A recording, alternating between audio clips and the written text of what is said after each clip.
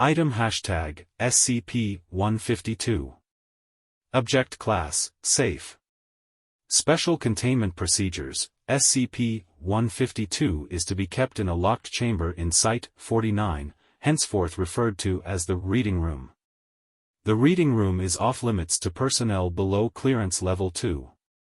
The Reading Room will be equipped with one ceiling lamp, one security camera, one scanner copier printer, to be restocked with paper and ink as needed, one standard office chair, and one standard office desk upon which SCP-152 will rest.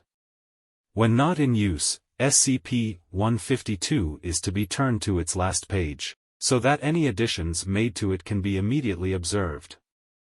A single guard will be posted outside of the reading room to deter unauthorized persons from entering the reading room. All personnel are advised to remain quiet if they are near the reading room. Description: SCP-152 is a large, hardbound book with leather bindings. The paper inside resembles vellum and is written upon in black ink. The contents of the book consist entirely of a series of entries that describe apocalyptic events, which are not always XK-class end-of-the-world scenarios but invariably deal with the extinction of humanity. The entries are arranged in chronological order, beginning with an unexplained spontaneous failure of the sun in 6000 BC and ending with other events close to the present day. Many of the entries describe apocalypses caused or facilitated by objects that are or were in Foundation custody, or are of a paranormal nature.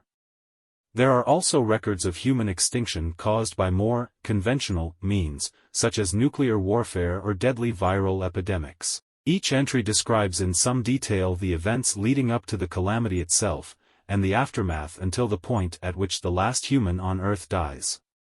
It has been observed that the entries in SCP-152 change to whatever language the reader is most comfortable with, up to the point where the sentence structure can change significantly from reader to reader, or even begin using colloquialisms that only the reader would understand. Only the basic meaning of the entries remains constant. If multiple people are looking at SCP-152, it will read in the personal language of whomever began reading first. If no one is directly observing SCP-152, it will display the language of whomever read it last.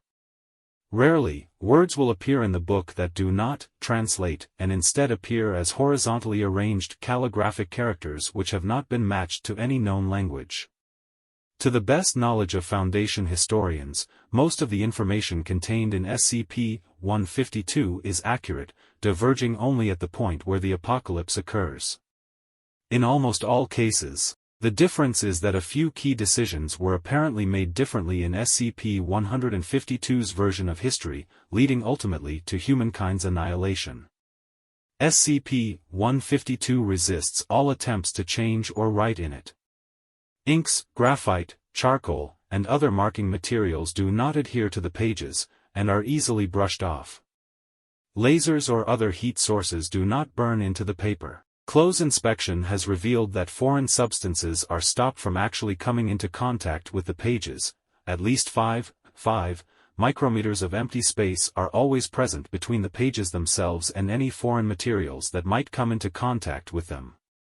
For this reason, SCP-152 does not decay, which also means that it has proven impossible to determine SCP-152's exact age. SCP-152 is self-updating, with newly inked entries and new descriptions of how the last human died appearing at unpredictable intervals, always on the last page of the book. The date that a new entry appears corresponds with the date given in the entry for the death of the last member of the human species. When space becomes an issue, extra pages appear along with the text, and the spine of SCP-152 broadens accordingly. There have been updates to the book since it came into Foundation custody. As with past events, SCP-152 has proven to be up to date on current events until a point at which a catastrophe occurs. Because recent entries frequently concern entities or groups of interest to the Foundation, including the Foundation itself, SCP-152 is to be checked regularly for any information of importance. Addendum 1. With the acknowledgement made that letting this thing lie around where the public could find it is dangerous to us, is there any real reason to study it? Outdated hypothetical disaster scenarios aren't our concern, we've got plenty of real ones in the present to deal with. 05. Addendum 2, the book is accurate enough about pre-disaster Earth that it makes a decent guide to the present. Plus, it gives a little perspective on the big picture of what some SCPs could do if they got loose. I think all researchers with clearance ought to read the last 50 pages or so just to drive home how important what they do here is.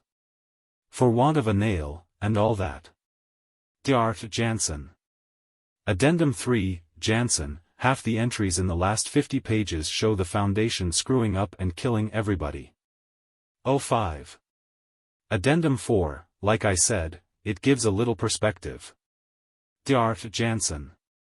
Incident Report 152-05, on the night of / the security guard on camera duty noticed that SCP-152 was missing from the reading room. However, by the time she had finished reaching for the switchboard to report this, SCP-152 had reappeared, and there was a new entry on the last page. As this was the fifth such occurrence of sudden disappearance and reappearance, refer to Incident Reports 152-01 through 152-04, a simple test was conducted with a high-speed camera, a sensitive electronic scale upon which SCP-152 was placed, and an alarm set to go off if the weight upon the scale abruptly changed.